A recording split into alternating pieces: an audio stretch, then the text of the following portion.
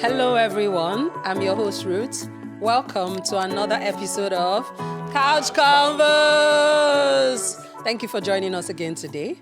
So we have with us a guest who is going to talk to us about everything you need to know about buying a house in the United Kingdom, all of the processes involved. I'm sure you're going to be excited to see how this conversation goes.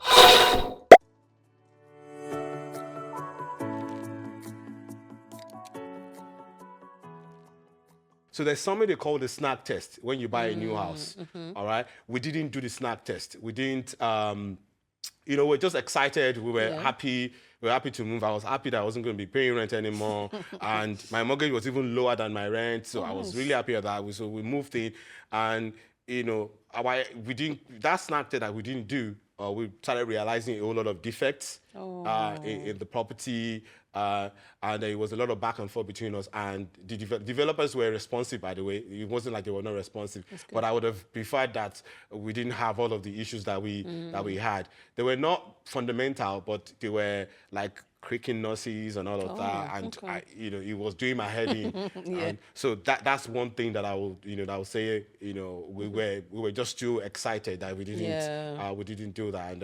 And I would say anyone that's going to buy, you should do a snag test on the property, especially if it's a new build. What is a snag test? It's snag test. So it's a bunch of professionals that will come into the house. They have experience with building. They've been builders themselves before. So take for instance, it's a new build. So artistically everything looks right.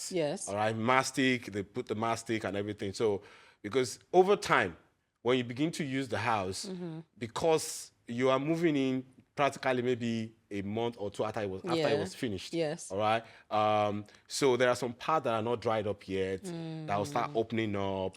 Some edges. When you go into the bathroom, when you step into the bath, you hear some very not too loud noises, but it will not give you that. Oh, you just bought a new home vibe.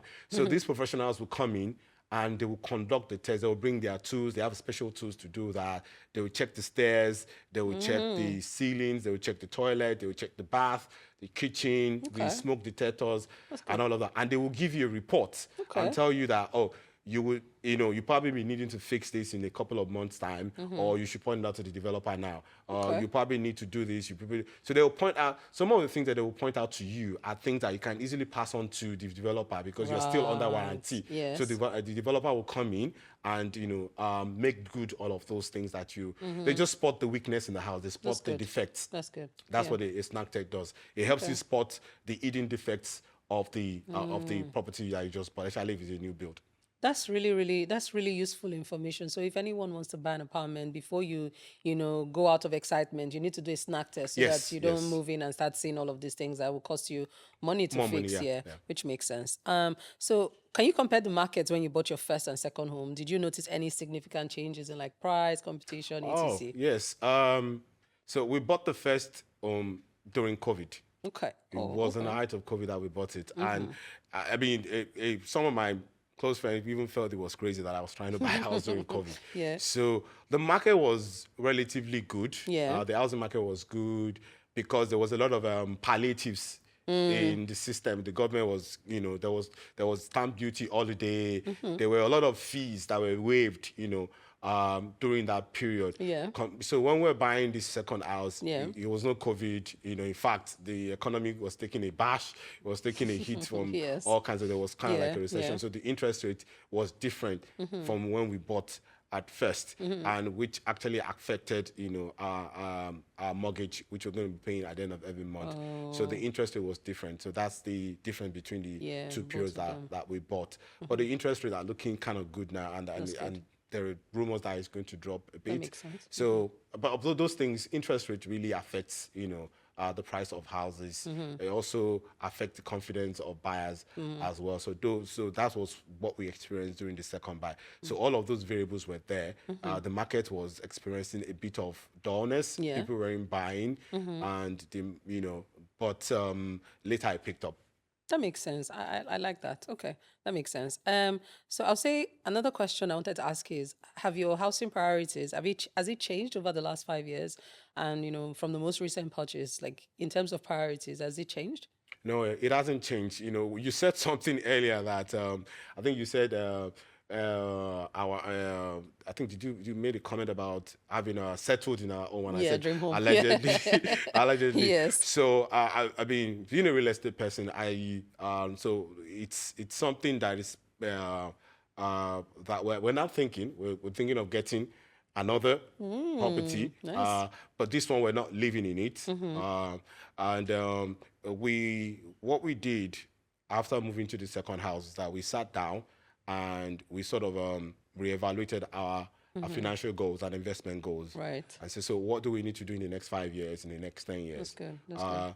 Because we also are looking at our retirement, and we were looking at setting up, a structure of investment that will fund our lifestyle even in retirement. Yeah, and one of the best things that I know how to do is real estate. So we looked at it and said, okay, we need to make another another purchase in 5 years' time.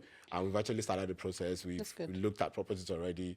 We're not buying a house this time around. We're buying an apartment. That's good. And we're not buying in the same neighborhood. We're buying outside of that neighborhood.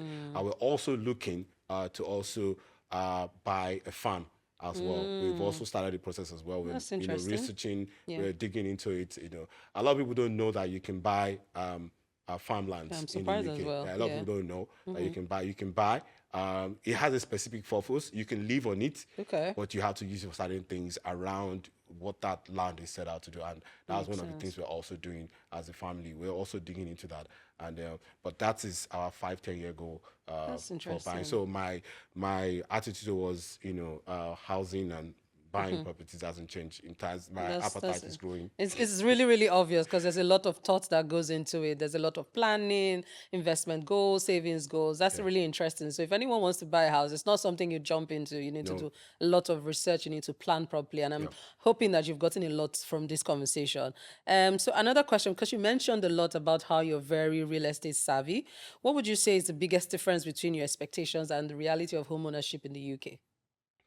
Well, it depends on the school of thought that you belong to or your circle. I usually tell people around me, because when people think about mortgage, all right, you have a lender giving you money, which is mostly a large chunk of what you're meant to pay for that house. A lot of people say from the debt point of view. Yes. And if you approach buying of houses with that mindset, all right, you will not get on the property ladder. That's true. You will not see the benefit in home ownership. All right. Now, so the easiest way to see it is that just imagine that you are paying rent, but to yourself, because whatever mortgage you pay at the end of the month, add up to whatever the total overall cost of the property is. And if God tarries, right, and everything goes fine, that property you will end up paying for the entirety of that property, and you retain it in the family or in your name or whoever you end up assigning the property into. So what I'll say is that have an open mind, and see it as a gift to yourself. See it as a gift to, whether if you have a family, see it as a gift to your family, because when you live in a rented property, there are a lot of restrictions, there are a lot of do's and don'ts. But if you are the type to express yourself. When I was renting, I collect artworks, and it was in my tenancy agreement that you cannot hang anything on the wall. And my paintings are very heavy. So every time I use command strip to hang it, it keeps falling down, and the frames keep breaking. That was annoying for me. But in my own house right now, I can put I hang anything I like. If I want to put a nail in the wall, I can put a nail in the wall. So if you like your freedom, if you want to express yourself in terms of interior decoration, because my wife has ideas of how she wants to make a space. Sometimes when you're in a rented apartment, you're not able to do that. And even if you do that, you probably have to remove it when you're going. At the end of tenancy, and sometimes you pay a fee for doing that. For sure. And even if you make an upgrade, when you want to upgrade, for instance, you want to change the aesthetics, you want to do certain things, you can't do permanent fixtures. Yes. And if you do it, you are adding value to someone else's property. Exactly. Yeah. And so if you were paying £1,200 for a flat, and after you've done all the upgrades, by the time you leave, the landlord will probably say, I want £1,700 Absolutely, for sure. Because of the upgrades that you have done on the property. Yeah. Okay, that makes sense. Have you faced any issues with like property maintenance or local regulations or like dealing with estate agents in any of the properties that you own? No, I for both developments that my properties are located. So there is a estate fee there. There is a service charge that you pay to maintain the groundworks there, the common areas. So in terms of regulations, it's clear. The council is very clear as to what you want to do. Yeah. If you want to do anything, if for instance, when I wanted to do my garden office, I didn't need any council permission for that because it's not a permanent fixture in the sense that it can be removed. Yes. And I'm not hardening it. It's not a new build. So there are regulations around as long as you know what the council says you can do and you cannot do. And also, when you buy, there are certain restrictions as well. Yeah. In terms of, not in terms of how you deal with the property, but in terms of how you maintain property overall, because your lender wants you to put the property in such a way that the market value increases as market grows. Yes. So you don't want to deal with the property in a way that the market value will shrink or it will reduce. So if your neighbor is selling for at 10% increase or 20% increase to the value, because of the way you've dealt with your own property, you are selling at minus or less than that. So those are things that you do. But in terms of regulation, I haven't had any. And I'm a sucker for rules. I keep to the rules a lot. That's really good.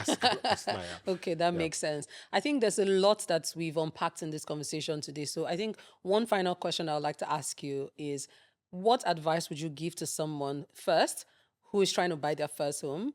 Secondly, for someone who is trying to buy another property. So like in terms of choosing a developer, like in terms of the steps, what advice would you give to these two categories of people? So the first thing I'll say to someone that's trying to buy or get on the property ladder for the very first time is that if you can afford your rent, you can afford your mortgage.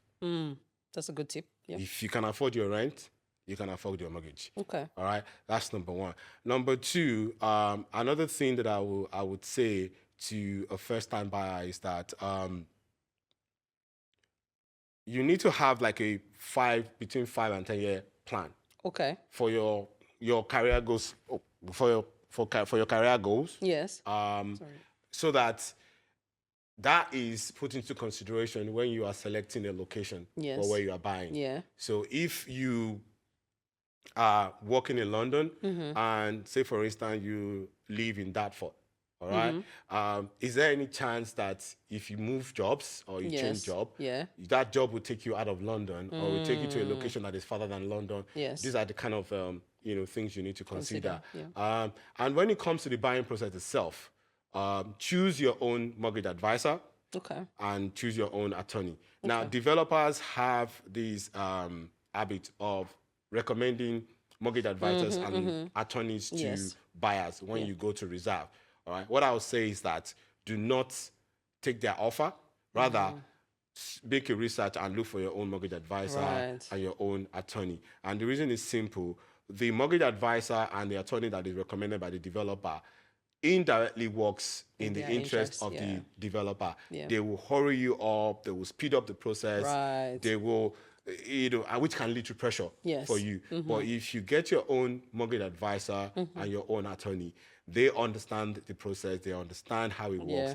Where they need to go fast, they go fast. Where they need to move slow, they move slow. They know how to employ the tactics to ensure that the process is in your benefit, your favor. Yeah. And lastly, really, it's just bite the bullets. Go for it. Buy it. All right. Don't do too much mathematics. Don't do too much thinking. You're making an investment in yourself and in your future. So even if you change your mind down the line, you can sell. And when you sell, you are going to get a bit of change on whatever amount you put at the beginning. And for anyone that is trying to buy a second house, what I would say again to that is buy it. All right? Like just buy it. Okay. If you have saved up enough and you want to open an investment portfolio in real estate, buy it. It could be a 1-bedroom flat, it could be 2-bedroom, it could be 3-bedroom, it could be 5, it could be whatever. Yeah. Just go for it, buy it. Once you've done it once before, it's easy the second time. That makes sense. That's what I'll say. I really like that, and I've learned a lot from listening to you today. So thank you again for being on the couch. Thank you for having me. You've mentioned a lot of things about the type of things you like. You like space, you like a garden office, you like art. What do you do for fun? Oh, so what I do for fun is I like to grill a lot. Oh, okay. Yeah, I smoke meat. It's something that I just find therapeutic. Okay, that's good. I just open up my grill and slap some protein on it. Okay. And I make it, and the family enjoys eating it, and I like having people over as well too. Okay. Enjoy time with them. That's really nice. Okay, that's really good. I'm glad to have had you on the couch today. I've learned a lot from this conversation. I'm sure if people have questions, they'll be dropping their comments in the chat, I'll be happy to answer them. We'll be sending them across to you so that you can answer them. But this has been really, really useful. So thank you so much for being here. Thank you for having me. I've enjoyed interviewing you today. So thank you again. For coming on the couch. Okay, thanks everyone for this conversation or for listening into it. I'm sure that you may have found this very insightful. And again, big thank you to Adekunle for being here. So watch out for the next episode. We're going to put the links of everything he's mentioned about the help to buy, about the schemes that are available in terms of buying an apartment or a house in the United Kingdom. So thank you again, and we'll see you in the next episode. Bye.